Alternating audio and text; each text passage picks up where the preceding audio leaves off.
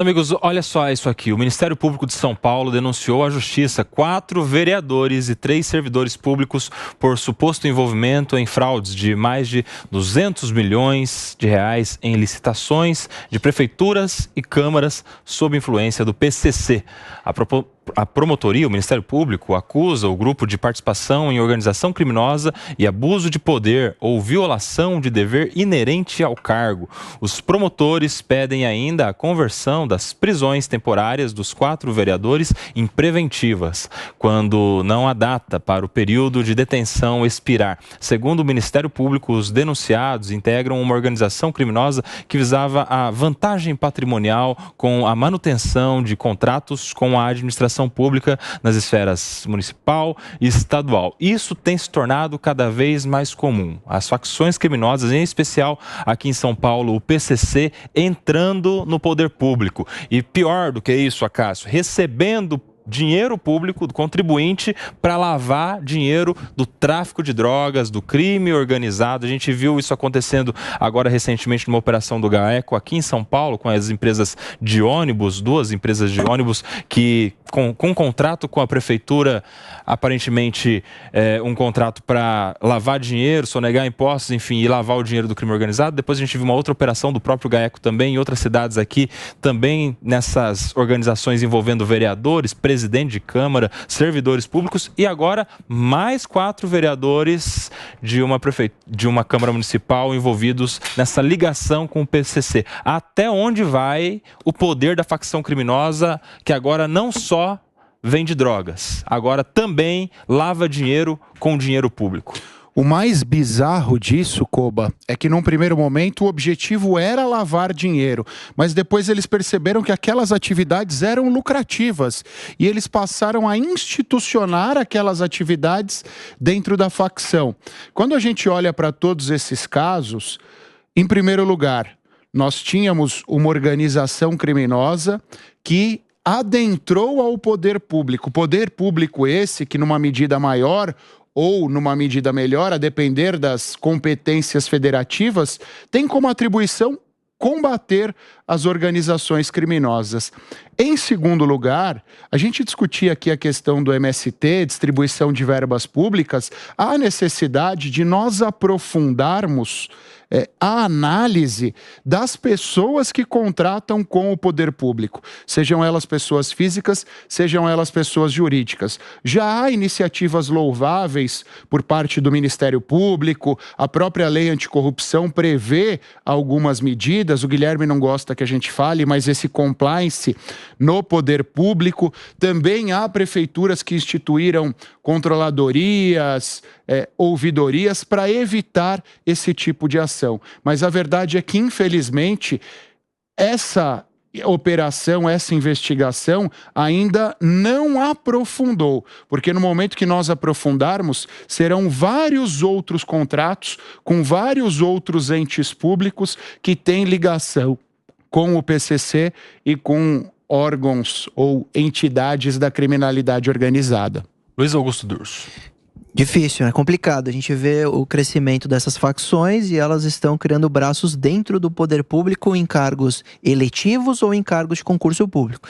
O compliance, eu entendo, concordo com a Cassinha, o compliance é a grande solução dessa história, porque hoje a doutora Galinatti está aqui para nos falar como a polícia trabalha com inteligência, com tratamento de dados, com análise de perfil, e essa é uma forma de afastar a possibilidade desses, não nesse caso, porque aqui vamos aguardar, claro, eventual condenação, o processo em si, mas dessas figuras que aí sim foram condenadas e comprovadamente têm vínculo com essas facções e elas atacam de dentro. Isso é um problema muito grave. Desde o poder onde indivíduos conseguem passar no concurso público e burlar aqueles controles de análise e se tornam magistrados, promotores, juízes, advogados. Então essas figuras, elas têm que ser eliminadas de alguma forma. Como a gente faz isso? Compliance. Analisar se alguns indícios indícios apontam essas ligações com essas facções, qual é o histórico de vida desse indivíduo, da onde veio muitas vezes o financiamento para ele fazer a faculdade. Muitas facções estão financiando a faculdade de Direito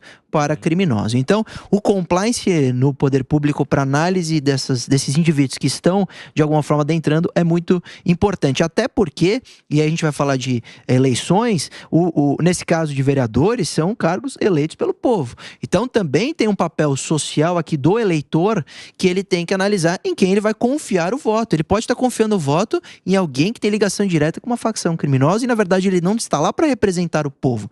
Ele está lá para ser um câncer dentro do sistema e, de alguma forma, corrompê-lo. Então, o papel não só do poder público do Estado, mas também do eleitor é redobrado quando a gente tem essas informações de que é bem possível essas figuras estarem já envolvidas com facções criminosas. Você sabe, Raquel, que eu, na minha opinião, acho que um vereador que ele eventualmente se contamina, se corrompe dessa forma com facções criminosas, usando de um cargo eletivo, ou seja, usando da confiança do voto da população, né, da confiança de que vai ali representar os anseios do povo, esse cara deveria ser extinto de qualquer cargo eletivo. Ah, mas não tem pena perpétua no Brasil. A gente tem um paralelo muito parecido, que é a demissão do servidor a bem de serviço público, por exemplo. Não é uma pena restritiva de liberdade, o cara não vai ficar preso, não tem nenhuma vinculação aí com qualquer outra atividade, enfim. Mas um cargo eletivo, né, um representante do povo, usar sua cadeira, seu mandato para se corromper com facção criminosa, eu acho assim das piores coisas que um agente público pode fazer, Raquel. Eu concordo e infelizmente nós estamos assistindo de forma ilustrada como que as facções criminosas elas conseguem o domínio territorial e o domínio financeiro infiltradas em instituições de Estado. Não estamos falando que estamos vivenciando um narco-estado, mas temos já narco-estados para poder ilustrar o caminho que não devemos percorrer. E aí não tem como eu não falar a falta de investimentos que foi realmente deixado de lado, né? Realmente foi um descaso de governos que passaram aqui no estado de São Paulo, que permitiram a expansão dessa facção criminosa que não só ultrapassou fronteiras territoriais dentro do Brasil, mas nacionais. Então a falta, realmente o Dr. Durso falou de forma brilhante, como que a gente combate as facções criminosas, o crime organizado, como que a gente desbarata uma facção criminosa através de inteligência, antes da atuação, antes de crimes, prática de crimes e de mortes e de tudo ali que ocorre através de monitoramento, de saturação do local, mas nunca foi prioridade investir em segurança pública. Não só no estado de São Paulo, eu sei que a gente vai avançar e vamos falar em segurança pública no âmbito nacional, mas Sim. Temos a lei SUSP, essa lei é de 2008 e até hoje ela não foi implementada aqui no Brasil, que é um sistema único integrado de segurança pública, como se faz no SUS, o Sistema Único de Saúde. Então a gente tem muita leniência, a gente tem não só incompetência, mas leniência, sobretudo, quando a gente fala em segurança pública e realmente combater o crime organizado. Muito bem, Gui, eu quero te ouvir, porque você foi controlador-geral do município de São Paulo, ou seja, tinha essa função aí de evitar qualquer tipo de coisa parecida com corrupção. Fala pra gente a sua avaliação sobre essas notícias agora envolvendo tantas outras câmaras municipais, prefeituras, poder público, infelizmente sendo contaminados. Eu ia comentar exatamente isso, o Cássio falou, não, o Guilherme não gosta de compliance, de governança, pelo contrário. Só fazia isso. Pelo contrário, só faço isso, só acredito nisso. E vou até contar um caso aqui, óbvio, não vou contar os pormenores, mas assim, da mesma maneira que os movimentos sociais hoje têm instrução jurídica, intelectual e apoio para suas causas, o crime organizado também tem. E não é de hoje, o crime descobriu que as organizações sociais são uma importantíssima fonte de receita.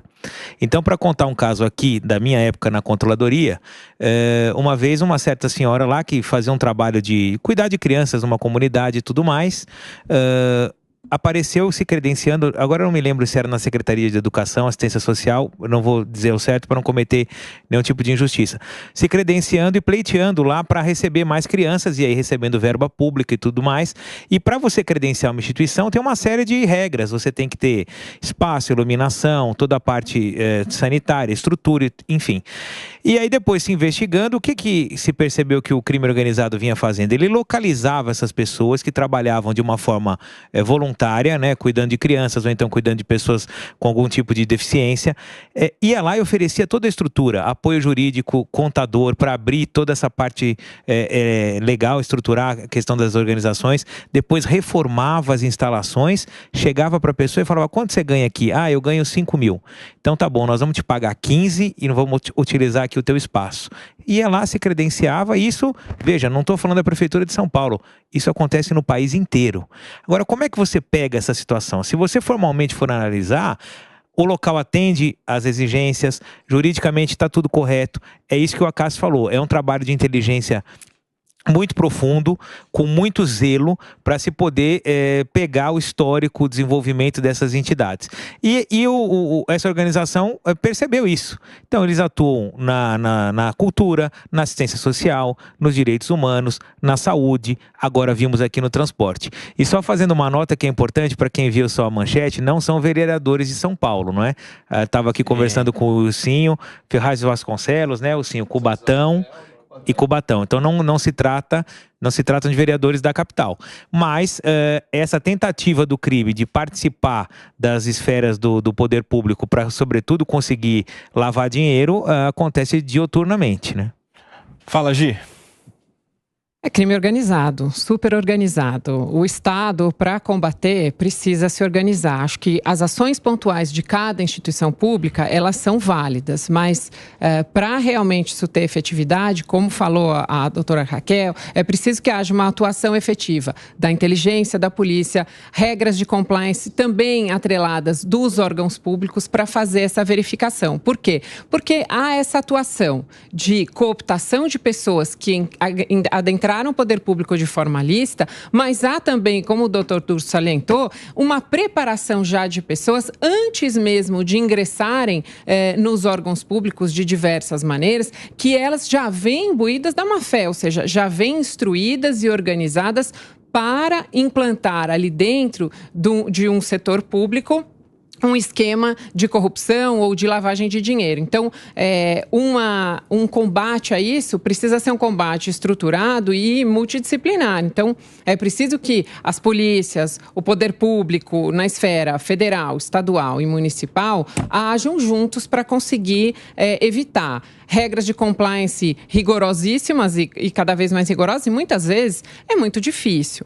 Numa contratação, por exemplo, o que se vai verificar é se aquela empresa que vai ser contratada, ela atende aqueles requisitos técnicos para prestar aquele serviço público. Não se vai descer a detalhe, muitas vezes, de quem são os sócios ou da vida pessoal dos sócios, até porque existe, muitas vezes, uma limitação para essa verificação. Mas as regras de compliance vão ter que, em algum momento, avançar esse passo a mais e verificar pessoas físicas, não só as pessoas jurídicas, para essas contratações. E o Guto estava falando, Wilson, de que o crime organizado às vezes investe na formação de um profissional, paga faculdade, depois sustenta ele até ele passar em um concurso para ser delegado, promotor, juiz, passar no exame de ordem, se tornar advogado, enfim, profissionais que são crias do crime organizado e que depois lá na frente vão facilitar de alguma maneira a expansão da facção criminosa. E aí a gente está vendo vereadores que às vezes podem ter sido corrompidos ou não, até porque não existe nenhuma condenação em definitivo, né? Vão responder,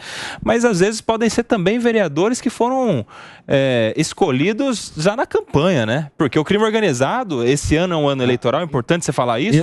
Eu não conheço. Custa caro se eleger muitas vezes. Pois é, o crime organizado às vezes faz a campanha de alguém para ele entrar lá e ser braço. Eu tenho duas, três questões, mas eu vou falar essa questão dos vereadores. Acho que nessa questão desses três, ou pelo menos de um, foi corrompido.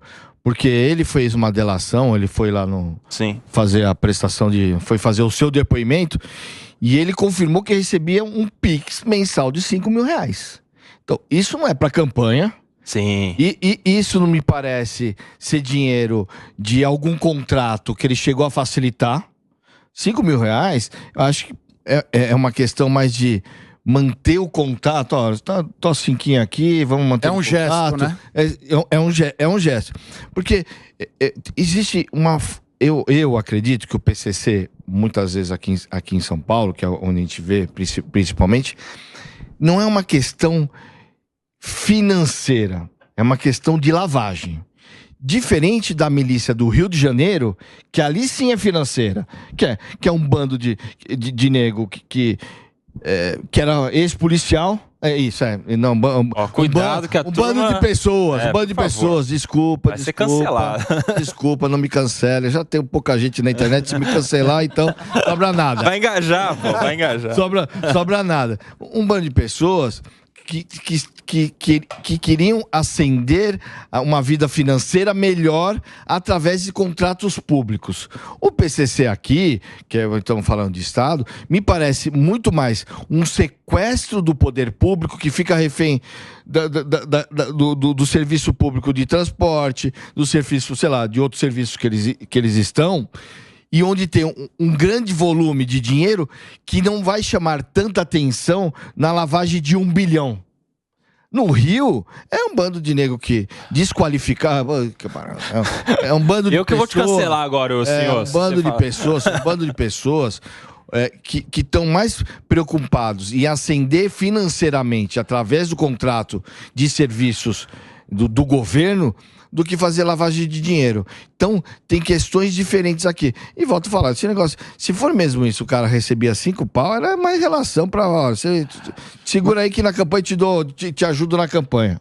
Mas posso só fazer uma complementação? Se a gente olha, são prefeituras pequenas. E o PCC, especialmente, ele é fragmentado em termos de organização. Pode ser que os primeiros contratos, o objetivo fosse a lavagem, mas quando a gente fragmenta e olha para os valores dos contratos nestas prefeituras menores, aí era arrecadação, efetivamente. Porque normalmente são serviços de valores vultuosos. O Guilherme bem citou saúde. Grande parte do orçamento do município é destinado à saúde. Transporte público. É difícil que exista um controle do que é investido, do que não é no transporte público. Então eu acho que já há um braço do PCC cuja função principal é garimpar contrato público como forma de arrecadação. Pode ser que na maquiagem contábil exista uma lavagem, mas já é uma fonte de arrecadação para eles. Mas eu... Qualquer dinheiro é dinheiro, correto? Mas eu acho que o maior objetivo é o volume de dinheiro que circula para facilitar a lavagem. Facilitar a lavagem. Então, vamos supor, aqui em São Paulo tinha no processo, tem a lavagem num restaurante por conta de refeição para os funcionários. Só que aí você vê o tamanho... É uma refeição para todas as empresas aqui do estado de São Paulo, entendeu? Mas, para eles, naquele momento, como tinha 2.000 funcionários, era mais fácil de fazer a lavagem do que numa cidade menor, onde o transporte público era de 100 ônibus, 50 ônibus. Então, acho que o volume é para facilitar a lavagem. Nesse exemplo que cita o Wilson, fica de alguma maneira mais fácil também para o poder público, por os órgãos de fiscalização, visualizar que algo de errado está acontecendo, né? Quando tem, por exemplo, esses contratos vultuosos, empresas que você bate o olho, você sabe que não tem nem condição de oferecer todo aquele serviço que está na nota, enfim. Como é que funciona nesse caso? Eu vou falar do caso específico, mas aproveitando, nós estamos falando da CCJ. Essa é uma mudança legislativa importante. Permitir que os órgãos públicos esmiuçem com mais detalhes a composição societária das empresas que participam e contratam com o poder público. Essa é uma mudança que realmente vai contribuir com o país. Falar de MST, falar de pauta de costumes, isso tudo é bobagem. Vamos combater o desvio de verbas e a corrupção. Muitas vezes o poder público não pode... Só um minutinho, já existe existe na legislação essa atribuição, inclusive com representação ao judiciário para quebra de sigilos e toda a investigação. Nós temos leis já que dão a prerrogativa e a obrigação para que a polícia possa investir. O nosso grande problema é a falta de investimentos na polícia judiciária para que ela possa atuar de forma... Mas o Gui está falando de controladoria, isso, né? Isso, não, a doutora Raquel tá correta, mas eu digo, na esfera administrativa, antes de precisar de uma autorização judicial e antes de precisar da atuação do Ministério Público ou da polícia. Na esfera administrativa. E isso, de uma certa maneira, é fácil. Por quê? Ninguém é obrigado a contratar com a administração, mas no momento em que você se coloca como um postulante a um contrato, você então abriria a mão desse seu sigilo legal, né, profissional, muitas vezes financeiro, tributário, para que você então pudesse contratar. Se você não quer, não contrate. É simples. Pode ser exigência da licitação, inclusive. Exato. Então, hoje não se pode, não é? Porque a administração, como a Gisele falou, não, você tem que fazer a análise do ente que está contratando. É uma organização social, é uma empresa. Você não pode descer para o nível dos sócios, né, da composição. Tem um limite. Isso é um problema. A fuga do Presídio Federal. A empresa que fazia a reforma do Presídio Federal era uma empresa que fora constituída 2 meses antes do certame e cujos sócios, muito provavelmente, não tinham condições de estar ali. Eram laranjas ou algo que o valha, né? Exato, e também tem esse aspecto, a questão da capacidade técnica, não é? Que muitas vezes se olha ali dentro de um processo de licitação, mas depois não se verifica no decorrer do curso de uma contratação. Então, essas são mudanças que realmente impactariam.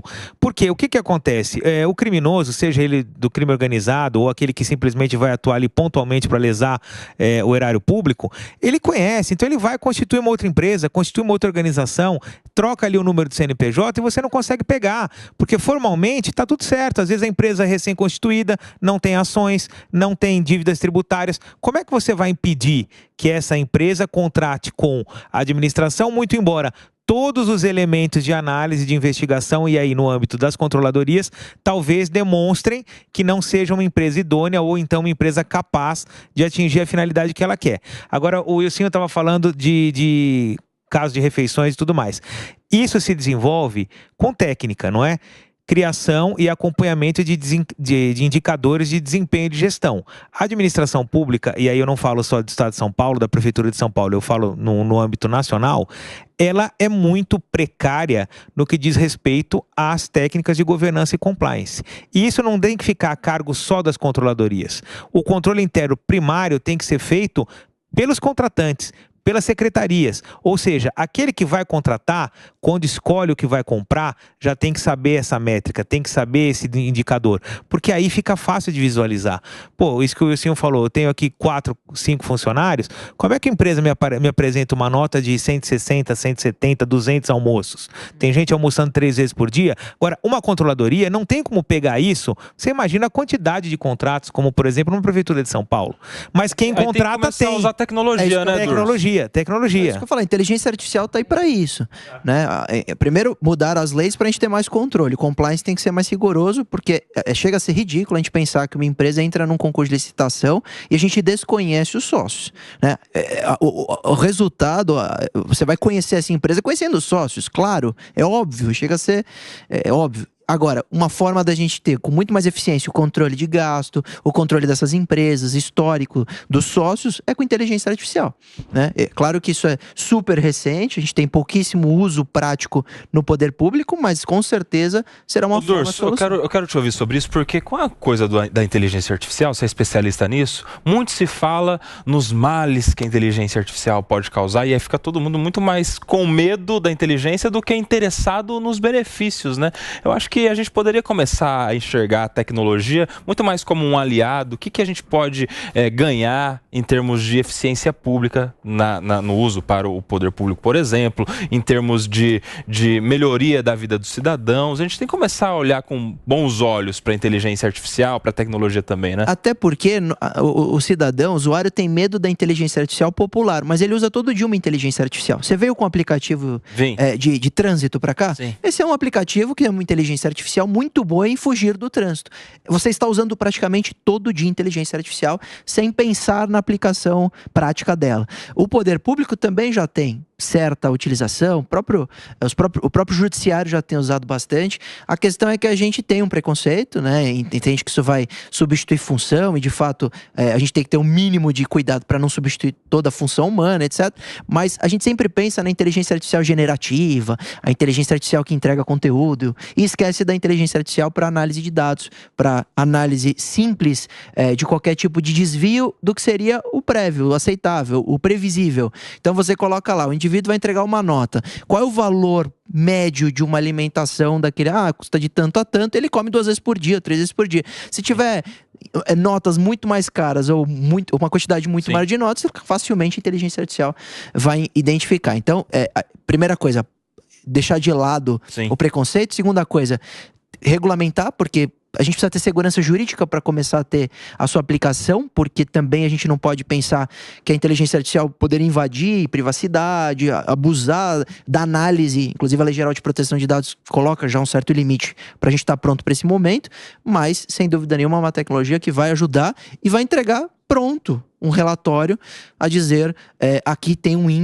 indício de alguma coisa irregular, etc.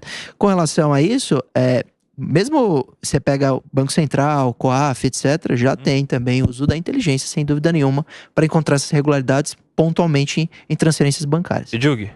E acrescentando ao que o Dr. Durso falou, com muita propriedade, um mecanismo efetivo e muito barato de se controlar os gastos públicos é o controle social, estimular o controle social. Eu vou contar aqui um caso do Alexandre, na época que era secretário Schneider da Educação, e que na controladoria atuou e ajudou. Muitas vezes você tinha problema de desvios de merenda, e não só desvios, simplesmente a escola ali cobrava alguma coisa e depois não servia para a criança. Dizia que tinha carne e não tinha carne, dizia que tinha leite, que dava leite e não tinha leite. Como é que você vai fiscalizar isso? São milhares de escolas todos os dias, servindo 3 a 4 refeições para as crianças. Foi feito de uma forma muito simples, um programa que se chamava Cardápio Aberto. Os pais recebiam no celular qual era a merenda da semana. Hoje vai ter carne, amanhã vai ter macarrão, depois vai ter frango. E ele chegava para o filho, você almoçou isso hoje? E muitas vezes a criança falava, não, eu não como carne faz tempo, não tomo iogurte. O controle social dos pais demonstrou uma série de entidades que vinham cobrando da prefeitura por um determinado alimento e não repassavam para as crianças. O que seria praticamente impossível de você verificar, ou pelo menos a todo momento, em todas as unidades escolares. Uma simples mensagem de WhatsApp. Então, uma tecnologia aliada ao controle social. Porque ninguém mais vai ter interesse em saber o que o seu filho está comendo do que o próprio pai. E não tem também fiscal geralmente no mundo. Que a própria mãe, na verdade. O que a própria mãe, sim. Os pais, né? Ele disse aqui que, olha, a empresa tem 4 funcionários e vende 200 refeições. Tem gente almoçando 3 vezes por dia. Meu filho termina de almoçar e fala que já está com fome também. Então, assim, só complementando, investir nos mecanismos de controle social. Isso é muito efetivo e muito barato. E a tecnologia ajuda, porque o pai pode dar um feedback. Canais de denúncia, né? O canal de compliance funciona muito bem. Sim.